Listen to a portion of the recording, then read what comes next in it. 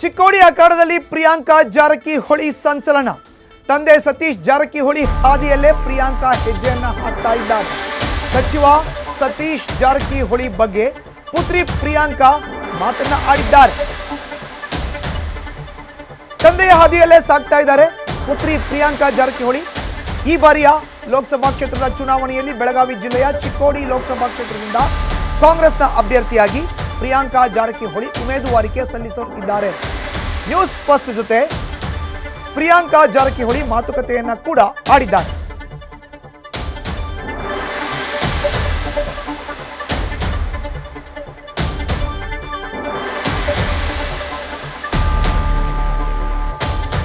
ಇನ್ನು ಚಿಕ್ಕೋಡಿ ಲೋಕಸಭಾ ಕ್ಷೇತ್ರದ ಕಾಂಗ್ರೆಸ್ ಅಭ್ಯರ್ಥಿ ಪ್ರಿಯಾಂಕಾ ಜಾರಕಿಹೊಳಿ ಜೊತೆ ನಮ್ಮ ಪ್ರತಿನಿಧಿ ಶ್ರೀಕಾಂತ್ ಮಾತುಕತೆ ನಡೆಸಿದ್ದಾರೆ.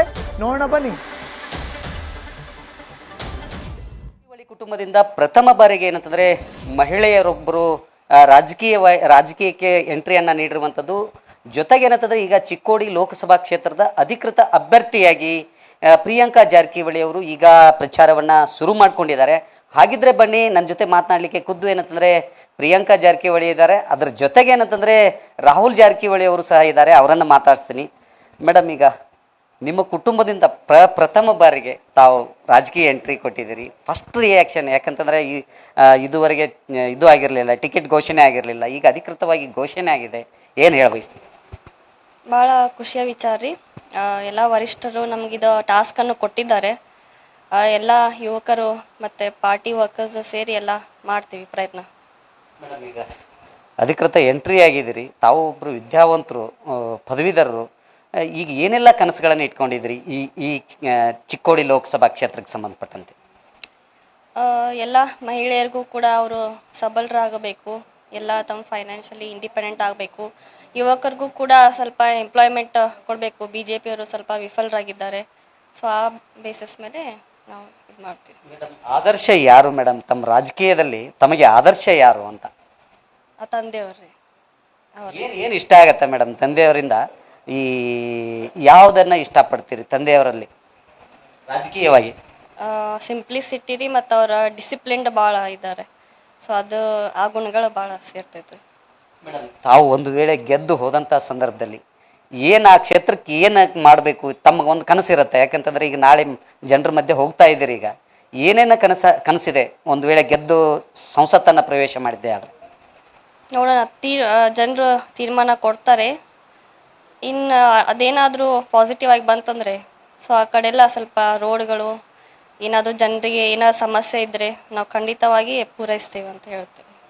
ಮೇಡಮ್, ಈಗ ಇನ್ನೊಂದು ವಿಚಾರ, ಈಗ ಭಾಳಷ್ಟು ರಾಜಕೀಯವಾಗಿ ಜಾರಕಿಹೊಳಿ ಕುಟುಂಬ ಭಾಳಷ್ಟು ಬಲಿಷ್ಠವಾಗಿರುವಂಥದ್ದು. ಏನು ನಿಮ್ಮ ಕುಟುಂಬದ ತಂದೆಯವರ ವಿಚಾರವನ್ನು ಮುಂದಿಟ್ಕೊಂಡು ಪ್ರಚಾರ ಮಾಡ್ತೀರಾ ಅಥವಾ ಅಭಿವೃದ್ಧಿ ವಿಚಾರ ಮುಂದಿಟ್ಕೊಂಡು ಪ್ರಚಾರ ಮಾಡ್ತಿದ್ದೀರಾ? ಅಭಿವೃದ್ಧಿ ಸರ್. ಕಾಂಗ್ರೆಸ್ ಪಕ್ಷನಾಯಿತು ಹಾಗೂ ತಂದೆಯವರು ಮಾಡಿದ್ದೆಲ್ಲ ಅಭಿವೃದ್ಧಿ ಕೆಲಸನ ಅದು ಮುಂದಿಟ್ಕೊಂಡು ಹೋಗ್ತಾ ಇದ್ದೀವಿ. ಈಗ ಈ ಗ್ಯಾರಂಟಿ ಸ್ಕೀಮ್ ಏನು ಜಾರಿ ತಂದಿದ್ದಾರಲ್ಲ ಮೇಡಮ್ ಈಗ ರಾಜ್ಯದಲ್ಲಿ, ಅದು ನಿಮ್ಮ ಗೆಲುವಿಗೆ ಅದು ಬುನಾದಿ ಆಗ್ಬೋದಾ ಅಂಥೇಳಿ? ಹೌದ್ರಿ, ಮಹಿಳೆಯರಿಗೂ ಕೂಡ ಭಾಳ ಅನುಕೂಲ ಆಗಿದೆ. ಫ್ರೀ ಬಸ್ಸಲ್ಲಿ ಸಂಚಾರ ಮಾಡ್ತಾ ಇದ್ದಾರೆ. ಹಾಗೆ ಯುವ ನಿಧಿಯನ್ನು ಅದನ್ನು ಕೂಡ ಡಿಪ್ಲೊಮಾ ಹೋಲ್ಡರ್ಸ್ ಹಾಗೂ ಗ್ರ್ಯಾಜುಯೇಟ್ ಪದವೀಧರಿಗೆ ಅವ್ರಿಗೂ ಕೂಡ ಹೆಲ್ಪ್ ಆಗುತ್ತೆ ಅಂತ ನಮ್ಗೆ ಅನಿಸ್ತದೆ.